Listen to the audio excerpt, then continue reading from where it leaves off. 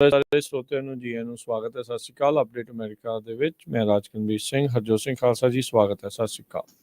ਸਤਿ ਸ਼੍ਰੀ ਅਕਾਲ, ਧੰਨਵਾਦ ਜੀ ਆਇਆਂ ਨੂੰ। ਪੰਜਾਬੀ ਰੇਡੀਓ ਯੂਐਸਏ ਦੇ ਜਿੰਨੇ ਵੀ ਸਰੋਤੇ ਸਾਡੇ ਸਾਰੇ ਹੀ AM ਸਟੇਸ਼ਨ, FM ਸਟੇਸ਼ਨ, ਘਰਾਂ ਦੇ ਵਿੱਚ ਰੇਡੀਓ ਸੈਟਸ ਦੇ ਰਾਹੀਂ, ਟੈਲੀਫੋਨ ਦੇ ਰਾਹੀਂ, ਫੇਸਬੁੱਕ, YouTube ਤੇ ਲਾਈਵ ਦੇਖ ਰਹੇ ਹੋ, ਸੁਣ ਰਹੇ ਹੋ, ਸਾਰਿਆਂ ਨੂੰ ਜੀ ਆਇਆਂ ਨੂੰ ਤੇ ਬਹੁਤ ਹੀ ਪਿਆਰ ਤੇ ਸਤਿਕਾਰ ਭਰੀ ਸਤਿ ਸ਼੍ਰੀ ਅਕਾਲ। ਸਰੋਤਿਓ, ਅੱਜ ਦਸੰਬਰ ਦੀ 9 ਤਰੀਕ ਆ, ਦਿਨ ਸ਼ੁੱਕਰਵਾਰ ਆ। ਤੁਹਾਡੇ ਲਈ ਸਵੇਰ ਦਾ ਅਪਡੇਟ ਅਮਰੀਕਾ ਪ੍ਰੋਗਰਾਮ ਲੈ ਕੇ ਹਾਜ਼ਰ ਹੋਏ ਹਾਂ। ਪ੍ਰੋਗਰਾਮ ਨੂੰ ਸ਼ੁਰੂ ਕਰਨ ਲਈ ਸਾਡੇ ਅੱਜ ਦੇ ਸਪਾਂਸਰਸ, ਸਹਿਯੋਗੀ, ਉਹਨਾਂ ਦਾ ਧੰਨਵਾਦ ਕਰਦੇ ਜਾਈਏ। ਖਾਲਸਾ ਇੰਸ਼ੋਰੈਂਸ ਏਜੰਸੀ, ਜਿਨ੍ਹਾਂ ਦੇ ਕੋਲ ਹਰ ਤਰੀਕੇ ਦੀ ਇੰਸ਼ੋਰੈਂਸ ਤੁਸੀਂ ਕਰਵਾ ਸਕਦੇ ਹੋ। ਇਸ ਮੌਕੇ covered California health insurance, Obama care ਦੀਆਂ ਨਵੀਆਂ ਐਪਲੀਕੇਸ਼ਨਸ ਰੀਨਿਊਅਲਸ ਦਾ ਵਕਤ ਚੱਲ ਰਿਹਾ ਹੈ। ਉਸ ਤੋਂ ਬਾਅਦ ਜਾਣਕਾਰੀ ਲੈਣ ਦੇ ਲਈ ਇਹਨਾਂ ਦੇ ਨਾਲ ਸੰਪਰਕ ਕਰੋ। ਅਤੇ ਜੇਕਰ ਤੁਸੀਂ 65 ਸਾਲ ਦੇ ਹੋ ਚੁੱਕੇ ਹੋ ਜਾਂ ਹੋਣ ਵਾਲੇ ਹੋ, ਮੈਡੀਕੇਅਰ ਦੀਆਂ ਸੇਵਾਵਾਂ ਦੇ ਲਈ ਤੁਸੀਂ ਅਪਲਾਈ ਕਰਨਾ ਆ, ਵੱਖ-ਵੱਖ ਪਲਾਨਸ ਦੇ ਬਾਰੇ ਜਾਣਕਾਰੀ ਲੈਣੀ ਹੈ, ਚੱਲ ਰਹੇ ਪਲਾਨਸ ਦੇ ਵਿੱਚ ਕੁਝ ਤਬਦੀਲੀ ਕਰਵਾਉਣਾ ਚਾਹੁੰਦੇ ਹੋ ਤਾਂ ਮੈਡੀਕੇਅਰ ਦੇ ਲਈ ਪੂਰੇ ਅਮਰੀਕਾ ਭਰ ਦੇ ਵਿੱਚ ਇਹ ਸਰਵਿਸਿਜ਼ ਦਿੰਦੇ ਹਨ। Call Khalsa insurance agency 408-272-2500 4082722500। ਨਾਲ ਹੀ ਟੇਡਕੇਨਾ ਇਮੀਗ੍ਰੇਸ਼ਨ ਲਾ ਫਰਮ, ਇਮੀਗ੍ਰੇਸ਼ਨ ਦਾ ਹੋਵੇ ਕਿਸੇ ਵੀ ਤਰੀਕੇ ਦਾ ਕੰਮ, ਕਾਲ ਅਟਰਨੀ ਜੇ ਟੇਡਕੇਨਾ 415-909-0503। ਮਨਜੀਤ ਸਿੰਘ, ਨਰਿੰਦਰ ਕੌਰ ਕੁਲਾਰ, ਅਵਤਾਰ ਸਿੰਘ, ਮੰਜਲ ਕਲੋਵਿਸ, ਸਤਨਾਮ ਸਿੰਘ, ਅਮਰਜੀਤ ਸਿੰਘ, ਦਸਾਨ ਸਨੀ, Purewal, Yuba City, Paramjit Deol, Fresno, Lakhbir Samra, Texas, Jarnail Singh, Johal, Harnek Singh, Pabla, Renton, Washington, Onkar Singh, Fresno, Sarabjit Singh, ਰੈਂਡਨ, gas and food, ਐਲਕੋ, Nevada, Karamvir Singh, Turlock, Harjit Singh, Lathrop, Antelope, truck stop, Burns, Wyoming, Gurpal Singh Gill, Sacramento, Sewak Singh, Hollister, Ravinder Dhaliwal, Major Sidhu, Gurmel Diddar, Bakersfield, Dharam Singh, Kuldeep Singh Sangha, Bakersfield. ਸਾਰਿਆਂ ਦਾ ਧੰਨਵਾਦ। ਜੇਕਰ ਤੁਸੀਂ ਜਾਂ ਕੋਈ ਹੋਰ ਕਾਰੋਬਾਰ ਇਸ ਪ੍ਰੋਗਰਾਮ ਨੂੰ ਸਪਾਂਸਰ ਕਰਨਾ ਚਾਹੁੰਦੇ ਹੋ, ਸੰਪਰਕ ਕਰ ਸਕਦੇ ਹੋ ਨੰਬਰ 408-722-7698 ਦੇ ਉੱਤੇ। ਜੀ, ਅੱਜ ਦੀਆਂ ਖਬਰਾਂ ਵੱਲ ਚੱਲੀਏ ਤੇ ਬ੍ਰਿਟਨੀ ਗਰਾਈਨਰ ਜੋ ਬਾਸਕਟਬਾਲ ਦੀ ਪਲੇਅਰ ਆ, ਬਹੁਤ ਤਗੜੀ ਅਮਰੀਕਾ ਦੀ, ਆਲਰੇਡੀ ਉਹ USA ਦੇ ਵਿੱਚ ਪਹੁੰਚ ਗਈ ਆ। ਰਸ਼ੀਆ ਦੇ ਵਿੱਚੋਂ ਪ੍ਰਿਜ਼ਨਰ ਐਕਸਚੇਂਜ, ਇੱਕ ਕੈਦੀ ਉਹਨਾਂ ਦਾ ਛੱਡਿਆ ਗਿਆ ਤੇ ਇਸ ਨੂੰ ਛੁਡਾਇਆ ਗਿਆ। ਪਿਛਲੇ ਕੁਝ ਮਹੀਨੇ ਪਹਿਲਾਂ ਇਸ ਨੂੰ ਅਰੈਸਟ ਕਰ ਲਿਆ ਗਿਆ ਸੀ ਕਿਉਂਕਿ ਕੈਨਾਬਸ ਆਇਲ, ਜਿਹੜਾ ਇੱਕ ਭੰਗ ਵਾਲਾ ਤੇਲ ਹੁੰਦਾ ਆ, ਉਹ ਇਹਦੇ ਬੈਗ ਚੋਂ ਨਿਕਲਿਆ ਸੀ। 32 ਸਾਲਾਂ ਦੀ ਗਰਾਈਨਰ ਜੁਆਇੰਟ ਵੇਸਟ ਸੈਨ ਐਂਟੋਨੀਓ, ਫੋਰਟ ਸੈਮ, ਹੂਸਟਨ, ਟੈਕਸਸ ਦੇ ਵਿੱਚ ਉਹ ਅੱਜ ਸਵੇਰੇ ਪਹੁੰਚ ਗਈ ਆ। ਤੇ ਉਸ ਤੋਂ ਬਾਅਦ ਉਹਦਾ ਜਿਹੜਾ ਬਰੁਕ ਆਰਮੀ ਮੈਡੀਕਲ ਸੈਂਟਰ ਆ, ਉੱਥੇ ਜੋ ਇਵੈਲੂਏਸ਼ਨ ਕੀਤੀ ਜਾਊਗੀ, ਸਟੇਟ ਡਿਪਾਰਟਮੈਂਟ ਨੇ ਅੱਜ ਅਨਾਉਂਸ ਕੀਤਾ ਹੈਗਾ। US ਦੇ ਆਫੀਸ਼ੀਅਲਸ ਜੋ ਗਰਾਈਨਰ ਨੂੰ ਮਿਲੇ ਆ, ਉਹਨਾਂ ਨੇ ਕਿਹਾ ਵੀ ਉਹ ਗੁੱਡ ਸਪਿਰਿਟ ਦੇ ਵਿੱਚ ਆ। ਤੇ national security council spokesperson John Kirby, ਉਹਨਾਂ ਨੇ ਵੀ ਇਹ ਦੱਸਿਆ ਆ ਵੀ ਉਹਦਾ ਜਿਹੜਾ ਜਹਾਜ਼ ਆ ਆਲਰੇਡੀ ਲੈਂਡ ਕਰ ਚੁੱਕਾ ਹੈਗਾ ਆ। ਸੋ ਬ੍ਰਿਟਨੀ US ਦੀ ਸੋਇਲ ਤੇ ਬੈਕ ਹੋਊਗੀ। ਇਹ ਟਵੀਟ ਵੀ ਕੀਤਾ ਗਿਆ ਰੋਜਰ ਕਾਸਟਨ, ਸਟੇਟ ਡਿਪਾਰਟਮੈਂਟ ਦੇ ਆਫੀਸ਼ੀਅਲਸ ਵੱਲੋਂ। ਤੇ ਪ੍ਰੈਜ਼ੀਡੈਂਟ ਜੋ ਬਾਈਡਨ ਉਹਨਾਂ ਨੇ ਇਹ ਕਿਹਾ ਆ ਕਿ ਪੌਲ ਵੀਲਨ, ਜਿਹੜਾ ਇੱਕ ਹੋਰ ਕੈਦੀ US ਦਾ ਸਿਟੀਜ਼ਨ ਆ, ਜੋ ਉਸ ਨੂੰ 16 ਸਾਲਾਂ ਦੀ ਸਜ਼ਾ ਸੁਣਾਈ ਹੋਈ ਆ, ਉਸ ਨੂੰ ਰੱਖਿਆ ਗਿਆ ਰਸ਼ੀਆ ਦੇ ਵਿੱਚ ਕੈਦ ਦੇ ਵਿੱਚ। US ਦਾ ਵੀ ਸਿਟੀਜ਼ਨ ਆ, ਆਇਰਿਸ ਦਾ ਵੀ, ਬ੍ਰਿਟਿਸ਼, ਕੈਨੇਡੀਅਨ।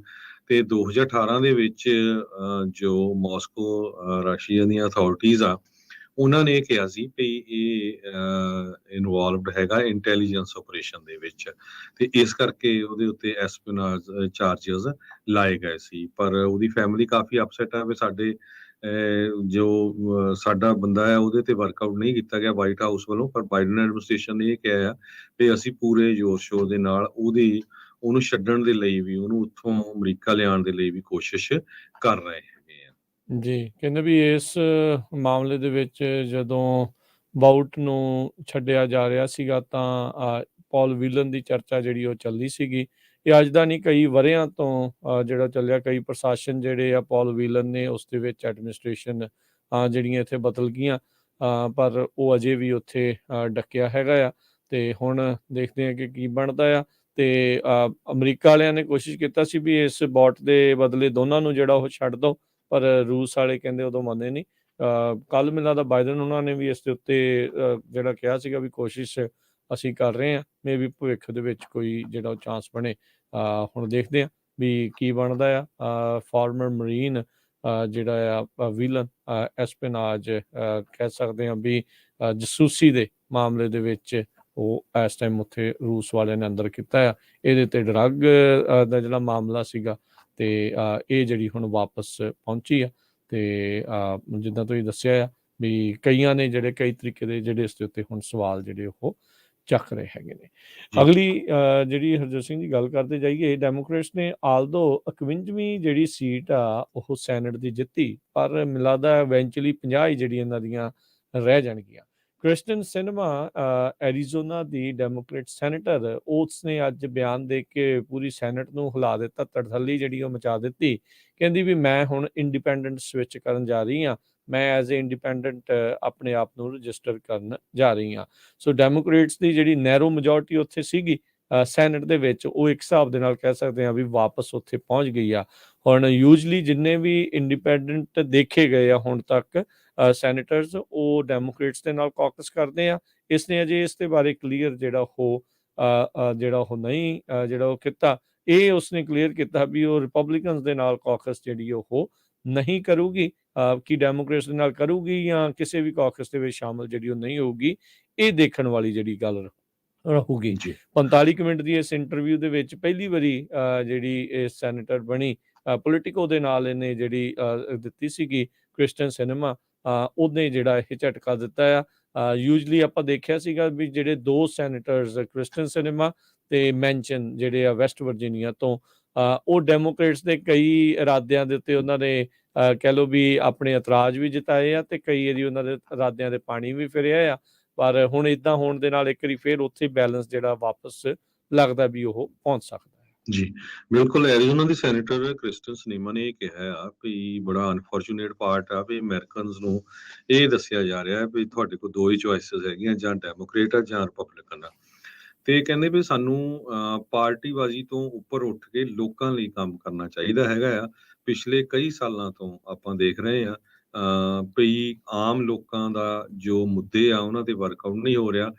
ਦੋਨੋਂ ਪਾਰਟੀਆਂ ਆਪਣੇ ਆਪਣੇ ਮੁੱਦਿਆਂ ਨੂੰ ਲੈ ਕੇ ਜਿਹੜੀਆਂ ਆ ਪੂਰੀ ਤਰ੍ਹਾਂ ਲੜ ਰਹੀਆਂ, ਤੇ ਓਪੋਜੀਸ਼ਨ ਨੂੰ ਜਿੱਦਾਂ ਗਾਲਾਂ ਵਾਲਾ ਹੀ ਮਾਹੌਲ ਹੈ ਜਿੱਦਾਂ ਇੰਡੀਆ ਦੇ ਵਿੱਚ ਹੁੰਦਾ ਹੈਗਾ, ਜਿਹੜਾ ਐਗਰੀ ਨਹੀਂ ਕਰਦਾ। ਸੋ ਇਹ ਸ਼ੋਰ ਨਹੀਂ ਵੀ ਉਹ ਡੈਮੋਕ੍ਰੇਟਿਕ ਪਾਰਟੀ ਦੇ ਜੋ ਉਹਨਾਂ ਦੀ ਕੌਕਸ ਹੁੰਦੀ ਆ ਉਹਦੇ ਵਿੱਚ ਵੀ ਜੁਆਇਨ ਕਰਨਗੇ ਕਿ ਨਹੀਂ, ਇਹਦੇ ਬਾਰੇ ਉਹਨਾਂ ਨੇ ਦੱਸਿਆ ਨਹੀਂ। ਤੇ ਇਹ ਪਹਿਲੀ ਵਾਰੀ ਨਹੀਂ ਹੋਇਆ। ਸੈਨੇਟਰ ਕ੍ਰਿਸਟਨ ਸਿਨੇਮਾ ਜੋ ਆ ਇੰਡੀਪੈਂਡੈਂਟ ਉਹਨਾਂ ਨੇ ਰਜਿਸਟਰ ਕੀਤਾ। ਇਸ ਤੋਂ ਪਹਿਲਾਂ 2006 ਦੇ ਵਿੱਚ ਸੈਨੇਟਰ ਜੋ ਲਿਬਰਮੈਨ ਇਹ ਰਹਿ ਚੁੱਕੇ ਸੈਨੇਟਰ ਕਨੈਟੀਕਟ ਦੇ, ਉਹਨਾਂ ਨੇ ਵੀ ਡੈਮੋਕ੍ਰੇਟਿਕ ਤੋਂ ਇੰਡੀਪੈਂਡੈਂਟ ਡੈਮੋਕ੍ਰੇਟ ਆਪਣੀ ਪਾਰਟੀ ਚੁਣ ਲਈ ਸੀ। 2001 ਦੇ ਵਿੱਚ ਲੇਟ ਸੈਨੇਟਰ ਜੇਮ ਜੈਫਰਡਸ ਜੋ ਵਰਮੌਂਟ ਤੋਂ ਆ, ਉਹਨਾਂ ਨੇ GOP ਜੋ ਰਿਪਬਲਿਕਨ ਪਾਰਟੀ ਦੀ ਮੈਂਬਰਸ਼ਿਪ ਡ੍ਰੌਪ ਕਰਕੇ ਤੇ ਇੰਡੀਪੈਂਡੈਂਟ ਚੁਣ ਲਿਆ ਸੀ। ਉਸ ਟਾਈਮ ਦੇ ਉੱਤੇ ਵੀ ਸੈਨੇਟ ਜਿਹੜੀ ਸੀ 50-50 ਸੀ। ਸੋ ਬੜੀ ਇਹ ਕਸੂਤੀ ਸਥਿਤੀ ਹੈਗੀ ਆ। ਜੀ ਕਹਿੰਦੇ ਵੀ ਮੈਨੂੰ ਲੱਗਦਾ ਨਹੀਂ ਵੀ ਸੈਨੇਟ ਦੇ ਸਟਰਕਚਰ ਦੇ ਵਿੱਚ ਕੁਝ ਬਹੁਤਾ ਚੇਂਜ ਜਿਹੜਾ ਉਹ ਹੋਊਗਾ। ਕਿੱਦਾਂ ਦੇ ਮਕੈਨਿਕਸ ਰਹਿਣ ਵਾਲੇ ਆ, ਕਹਿੰਦੇ ਵੀ ਇਹ ਸਵਾਲ ਚੱਕ ਸ਼ੂਮਰ ਦੇ ਲਈ ਜਿਹੜਾ ਉਹ ਹੋਊਗਾ। ਕਹਿੰਦੇ ਵੀ ਮੈਂ ਉੱਥੇ ਜਾਊਂਗੀ, ਕੰਮ ਕਰੂੰਗੀ। ਡੈਮੋਕ੍ਰੇਟ ਦੀ ਜਿਹੜੀ ਆ ਟਿਕਟ ਦੇ ਉੱਤੇ ਇਹ ਜਿੱਤੀ, ਤੇ ਹੁਣ ਕੁਛ ਵਰ੍ਹਿਆਂ ਬਾਅਦ ਆਪਣੀ ਜਿਹੜੀ ਇਹ ਪਾਰਟੀ ਉਸ ਨੂੰ ਛੱਡ ਕੇ ਇੰਡੀਪੈਂਡੈਂਟ ਤੌਰ ਦੇ ਉੱਤੇ ਜਿਹੜੀ ਉੱਥੇ ਆ ਰਹੀ ਆ। ਸੋ ਡੈਮੋਕ੍ਰੇਟਸ ਵੀ ਓਬਵੀਅਸਲੀ ਹੁਣ ਦੇਖੋ ਅਗਲੀ ਜਿਹੜੀ ਰੀ ਇਲੈਕਸ਼ਨ ਦੇ ਵਿੱਚ ਕੀ ਇਹਦੇ ਵਿੱਚ ਜਿਹੜਾ ਉਹ ਬਣਦਾ ਹੈਗਾ ਆ। ਤੇ 46 ਸਾਲਾਂ ਦੀ ਜਿਹੜੀ ਕ੍ਰਿਸਟਨ ਸਿਨੇਮਾ ਜਦੋਂ ਇਹ ਬਣੀ ਸੀ, ਡੈਮੋਕ੍ਰੇਟਸ ਵੀ ਕਹਿ ਰਹੇ ਸੀਗੇ ਵੀ ਲੈ ਵੀ ਆਪਾਂ ਤੇ ਬੜਾ ਵਧੀਆ ਜਿਹੜਾ ਆ ਉਹ ਕੈਂਡੀਡੇਟ ਮਿਲਿਆ। ਤੇ ਇਸ ਨੇ ਕਈ ਵਾਰੀ ਬਿਆਨ ਦਿੱਤਾ ਵੀ ਅਸੀਂ ਦੋਨੋਂ ਪਾਰਟੀਆਂ ਦੇ ਨਾਲ ਮਿਲ ਕੇ ਜਿਹੜਾ ਉਹ ਚੱਲਣਾ ਜਿਹੜਾ ਉਹ ਚਾਹੁੰਦੇ। She wants to work closely with Republicans as she does with Democrats. ਇਹ ਜਿਹੜਾ ਉਸਨੇ ਆਪਣੀ ਜਿਹੜੀ ਗੱਲ ਆਖੀ ਹੈਗੀ ਆ। ਇਹ ਤਾਂ ਹਰਜੋਤ ਸਿੰਘ ਜੀ ਇੱਥੇ ਲੱਗਦਾ ਨਹੀਂ ਕਿਤੇ ਭਵਿੱਖ ਦੇ ਵਿੱਚ ਵੀ ਕੋਈ ਨਜ਼ਦੀਕੀ ਜਾਂ ਦੂਰ ਦੇ ਭਵਿੱਖ ਦੇ ਵਿੱਚ ਇੱਥੇ ਕੋਈ ਤੀਜੀ ਪਾਰਟੀ ਨੂੰ ਕਦੀ ਕੋਈ ਸ਼ਹਿ ਜਿਹੜੀ ਪ੍ਰਾਪਤ ਹੋਊਗੀ।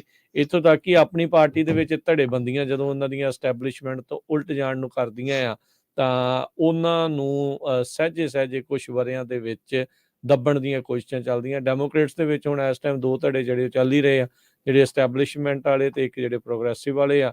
ਰਿਪਬਲਿਕਨ ਪਾਰਟੀ ਦੇ ਵਿੱਚ ਐਸਟੈਬਲਿਸ਼ਮੈਂਟ ਆ ਤੇ ਹੁਣ ਟਰੰਪ ਦੀ ਜਿਹੜੀ ਪਾਰਟੀ ਆ। ਸੋ ਹੁਣ ਦੇਖੋ ਵੀ ਅੱਗੇ ਜਿਹੜਾ ਉਹਨਾਂ ਦੇ ਵਿੱਚੋਂ ਕੀ ਇਹ ਸ਼ਾਖਾਵਾਂ ਬਣ ਕੇ ਅਸਲ 'ਚ ਅਮਰੀਕੀ ਲੋਕਾਂ ਦੇ ਲਈ ਕੋਈ ਆਪਸ਼ਨ ਜਿਹੜੀ ਉਹ ਬਣੂਗੀ, ਜਾਂ ਇਹ ਅੰਦਰ ਖਾਤੇ ਫਿਰ ਘਿਓ ਖਿਚੜੀ ਜਿਹੜੀ ਉਹ ਹੋ ਜੀ। ਜਾਣਗੇ। ਸੋ ਬਿਲਕੁਲ ਨਾ, ਇਹ ਸੈਨੇਟ ਨਹੀਂ, ਜੋ ਕਾਂਗਰਸ ਆ ਉਹਦੇ ਚ ਵੀ ਕਹਿੰਦੇ ਵੱਡਾ ਵੱਡਾ ਤਮਾਸ਼ਾ ਆਉਣ ਵਾਲੇ ਹਫ਼ਤਿਆਂ ਚ ਆਪਾਂ ਦੇਖ ਸਕਦੇ ਹਾਂ।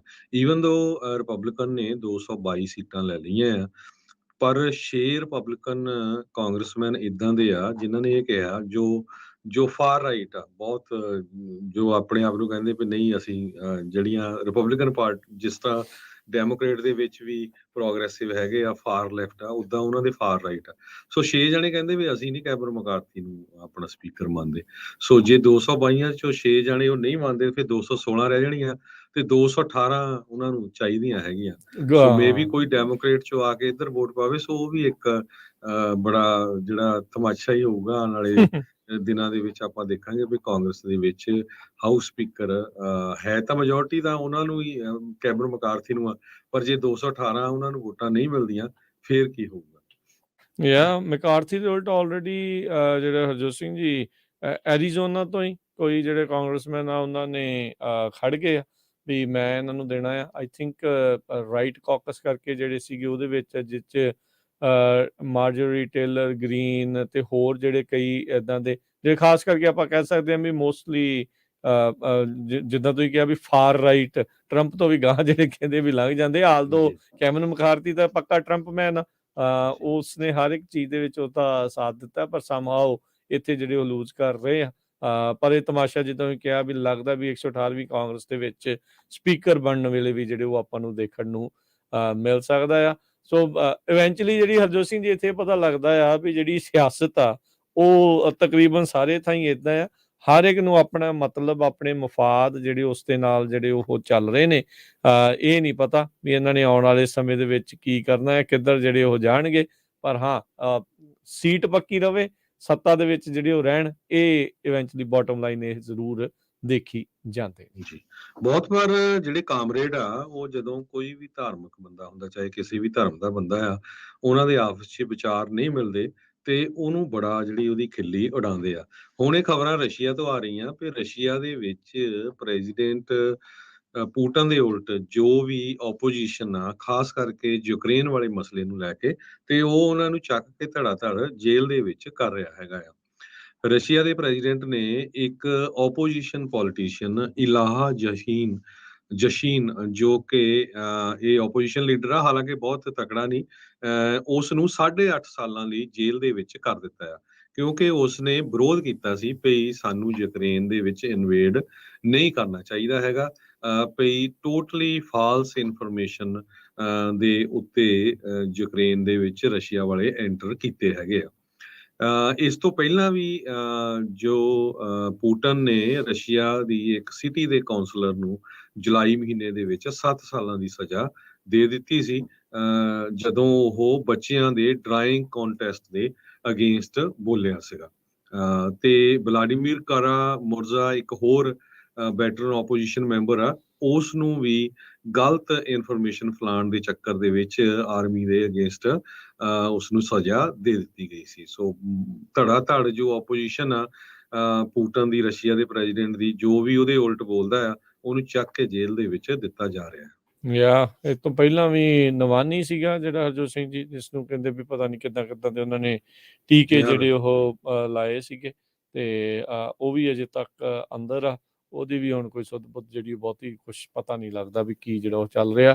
ਤੇ ਲੱਗਦਾ ਨਹੀਂ ਆ ਵੀ ਹਰਜੋਤ ਸਿੰਘ ਜੀ ਵੀ ਪੁਤਿਨ ਆਉਣ ਵਾਲੇ ਕੋਈ ਨਜ਼ਦੀਕੀ ਭਵਿੱਖ 'ਚ ਕਿਤੇ ਜਾ ਸਕਦਾ ਹੈ। ਆਲਦੋ ਇਸ ਲੜਾਈ ਦੇ ਚੱਲਦਿਆਂ ਯੂਕਰੇਨ ਦੇ ਨਾਲ ਉਹਨੂੰ ਕਈ ਜਿਹੜੀਆਂ ਚੀਜ਼ਾਂ ਦੇ ਵਿੱਚ ਦੇਖਣਾ ਪੈ ਰਿਹਾ ਹੈ ਵੀ ਲੋਕਾਂ ਦਾ ਵਿਰੋਧ ਦਾ ਵੀ ਸਾਹਮਣਾ ਕਰਨਾ ਪੈ ਰਿਹਾ ਹੈ, ਉਹ ਅੰਦਰੂਨੀ ਪਾਰਟੀ 'ਚੋਂ ਵੀ, ਕੁਛ ਇਸ ਦੇ ਨਜ਼ਦੀਕੀਆਂ 'ਚੋਂ ਵੀ, ਪਰ ਅਜੇ ਵੀ ਉਸ ਦਾ ਦਬਦਬਾ ਤੇ ਮੁੱਠੀ ਜਿਹੜੀ ਆ ਕਹਿੰਦੇ ਵੀ ਉਸ ਦੇ ਵਿੱਚ ਹੀ ਸਾਰਾ ਕੁਛ ਹੈ। ਸੋ ਲੈਟਸ ਸੀ ਅੱਗੇ ਕੀ ਬਣਦਾ ਅਗਲੀ ਜਿਹੜੀ ਜੀ ਇਲੀਆ ਜਹੀਨ, ਜਿਸ ਨੂੰ 8.5 ਸਾਲਾਂ ਦੀ ਸਜ਼ਾ ਦਿੱਤੀ ਗਈ ਆ, ਉਸਨੇ ਕੋਰਟ ਦੇ ਵਿੱਚ ਕਿਹਾ ਵੀ ਮੈਂ ਰਸ਼ੀਆ 'ਚ ਹੀ ਰਹੂੰਗਾ ਤੇ ਮੈਂ ਸੱਚ ਬੋਲਦਾ ਰਹੂੰਗਾ, ਤੇ ਜੋ ਬਲੱਡ ਸ਼ੈਡ ਆ ਮੈਂ ਉਸ ਨੂੰ ਰੋਕਣ ਦੇ ਲਈ ਪੂਰਾ ਰੌਲਾ ਪਾਉਂਦਾ ਰਹੂੰਗਾ। ਕਹਿੰਦੇ ਵੀ ਮੈਨੂੰ ਦਰਦ ਬਹੁਤ ਹੁੰਦੀ ਆ, ਹਜ਼ਾਰਾਂ ਦੇ ਹਿਸਾਬ ਨਾਲ ਲੋਕ ਮਾਰੇ ਜਾ ਚੁੱਕੇ ਆ ਜੰਗ ਦੇ ਦੌਰਾਨ, ਦੋਨਾਂ ਸਾਈਡਾਂ ਦੇ, ਚਾਹੇ ਉਹ ਯੂਕਰੇਨ ਆ ਚਾਹੇ ਰਸ਼ੀਆ ਹੈਗਾ। ਬਹੁਤ ਸਾਰੇ ਪਰਿਵਾਰਾਂ ਦੇ ਪਰਿਵਾਰ ਉੱਜੜ ਗਏ ਆ, ਲੋਕਾਂ ਦੇ ਘਰ ਢਹਿ ਗਏ ਹੈਗੇ ਆ, ਤੇ ਇਹ ਬਹੁਤ ਮਾੜੀ ਗੱਲ ਹੈਗੀ ਆ। ਸਾਨੂੰ ਜਿਹੜਾ ਆ ਇਸ ਦੇ ਅਗੇਂਸਟ ਲੜਨਾ ਚਾਹੀਦਾ ਆ। ਉਹ ਕਹਿੰਦੇ ਚਾਹੇ ਮੈਨੂੰ 10 ਸਾਲ ਜੇਲ੍ਹ ਦੇ ਵਿੱਚ ਰਹਿਣਾ ਪਊਗਾ, ਪਰ ਮੈਂ ਇੱਕ ਇਮਾਨਦਾਰ ਬੰਦੇ ਵੱਲੋਂ ਚੁੱਪ-ਚਾਪ ਜੋ ਬਲੱਡ ਸਪਿਲ ਹੋ ਰਿਹਾ ਆ ਸਾਡੀ ਗਵਰਨਮੈਂਟ ਵੱਲੋਂ, ਉਸ ਦੇ ਅਗੇਂਸਟ ਬੋਲਦਾ ਰਹੂੰਗਾ। ਜੀ, ਜੀ। ਅਗਲੀ ਜਿਹੜੀ ਹਰਜੋਤ ਸਿੰਘ ਜੀ, ਇੱਕ ਵਾਰੀ ਫਿਰ ਦਿਲ ਦਹਿਲਾਉਣ ਵਾਲੀ ਖਬਰ ਜਿਹੜੀ ਆ ਰਹੀ ਆ, ਆਈਡਾਹੋ ਦੇ ਜਿਹੜੇ 4 ਵਿਦਿਆਰਥੀਆਂ ਦੇ ਕਤਲ ਦੇ ਜਿਹੜੀ ਗੁੱਥੀ ਆ, ਉਹ ਅਜੇ ਤੱਕ ਪੁਲਿਸ ਸੁਲਝਾਉਣ ਦੇ ਵਿੱਚ ਨਾਕਾਮ ਜਾਂ ਇੱਥੋਂ ਤੱਕ ਕਿ ਅਜੇ ਤੱਕ ਉਹਨਾਂ ਨੂੰ ਸਸਪੈਕਟ ਦਾ ਵੀ ਜਿਹੜਾ ਉਹ ਪਤਾ ਨਹੀਂ ਲੱਗਾ। ਇੱਕ ਹੋਰ ਸਟੂਡੈਂਟ ਦੀ ਜਿਹੜੀ ਮੌਤ ਦੀ ਖਬਰ ਆ ਰਹੀ ਆ, ਪਰ ਇਸ ਵਾਰ ਇਹ ਕੈਲੀਫੋਰਨੀਆ ਤੋਂ ਆ ਰਹੀ ਆ। ਕੋਲਫੈਕਸ ਹਾਈ ਸਕੂਲ ਦਾ ਜਿਹੜਾ ਜੂਨੀਅਰ ਡਾਂਟੇ ਡੇ ਲਟੋਰਾ 16 ਸਾਲਾਂ ਦਾ, ਕਹਿੰਦੇ ਵੀ ਗੋਲਡ ਰਨ ਰੈਸਟ ਏਰੀਆ ਦੇ ਵਿੱਚ ਉਹ ਗਿਆ ਸੀਗਾ ਸੋਇਲ ਦੇ ਸੈਂਪਲ ਇਕੱਠੇ ਕਰਨ ਦੇ ਲਈ, ਪਰ ਉਹ ਮੁੜਿਆ ਨਹੀਂ ਤੇ ਅੱਜ ਜਿਹੜੀ ਉਸਦੀ ਲਾਸ਼ ਬਰਾਮਦ ਜਿਹੜੀ ਹੋਈ ਆ। ਸੋ ਸਕੂਲ ਪ੍ਰੋਜੈਕਟ ਦੇ ਉੱਤੇ ਕੰਮ ਕਰਦਾ ਕਰਦਾ ਹਰਜੋਤ ਸਿੰਘ ਜੀ ਉਹ ਲਾਪਤਾ ਹੋਇਆ ਤੇ ਮੌਤ ਜਿਹੜੀ ਉਸਦੀ ਹੋ ਗਈ ਆ। ਇਹ I-80 ਦੇ ਰੈਸਟ ਏਰੀਆ ਦੇ ਨਜ਼ਦੀਕ ਉੱਥੋਂ ਜਿਹੜਾ ਇਹ ਸੋਇਲ ਦੇ ਸੈਂਪਲ ਇਕੱਤਰ ਕਰਨ ਦੇ ਲਈ ਉੱਥੇ ਗਿਆ ਹੋਇਆ ਸੀਗਾ। ਸੋ ਸਕੂਲ ਦੇ ਪ੍ਰੋਜੈਕਟ ਦੇ ਵਿੱਚ ਸੀਗਾ ਤੇ ਬੀਤੇ ਦਿਨਾਂ ਦੇ ਵਿੱਚ ਉਸਦੀ ਲਾਸ਼ ਜਿਹੜੀ ਉਹ ਬਰਾਮਦ ਹੋਈ ਆ। ਹਾਲ ਦੀ ਘੜੀ ਪੁਲਿਸ ਵਾਲੇ ਕਹਿ ਰਹੇ ਆ ਵੀ ਕੋਈ ਫਾਊਲ ਪਲੇ ਨਹੀਂ, ਲੱਗਦਾ ਨਹੀਂ ਆ ਵੀ ਕਿਸੇ ਨੇ ਕੁਛ ਕੀਤਾ ਆ, ਪਰ ਹੁਣ ਇਹ ਮੁੱਢਲੀ ਜਾਂਚ ਦੀ ਜਿਹੜੀ ਉਹ ਗੱਲ ਆ। ਉਹਦੇ ਜਿਹੜੇ ਮਾਪਿਆਂ ਨੂੰ 16 ਸਾਲਾਂ ਦੇ ਟੋਰੇ ਡਾਂਟੇ ਦੇ ਉਸ ਨੂੰ ਜਿਹੜਾ ਉਹ ਦੱਸਿਆ ਜਾ ਚੁੱਕਾ ਆ ਤੇ ਕਹਿੰਦੇ ਵੀ ਇਹ ਬੁੱਧਵਾਰ ਨੂੰ ਡਿਸਪੀਅਰ ਹੋਇਆ ਸੀਗਾ ਤੇ ਉਸ ਤੋਂ ਬਾਅਦ ਦੇ ਵਿੱਚ ਇਹ ਲੱਭਾ ਆ। 60 ਮੀਲ ਦੂਰ ਆ ਇਹ ਜੰਗਲਾਤ ਵਾਲਾ ਜਿਹੜਾ ਇਲਾਕਾ, ਕਹਿੰਦੇ ਰਿਮੋਟ ਵੁਡਡ ਏਰੀਆ ਸੀਗਾ ਜਿੱਥੇ ਇਸ ਮੁੰਡੇ ਦੀ ਲਾਸ਼ ਜਿਹੜੀ ਹੁਣ ਲੱਭੀ ਆ।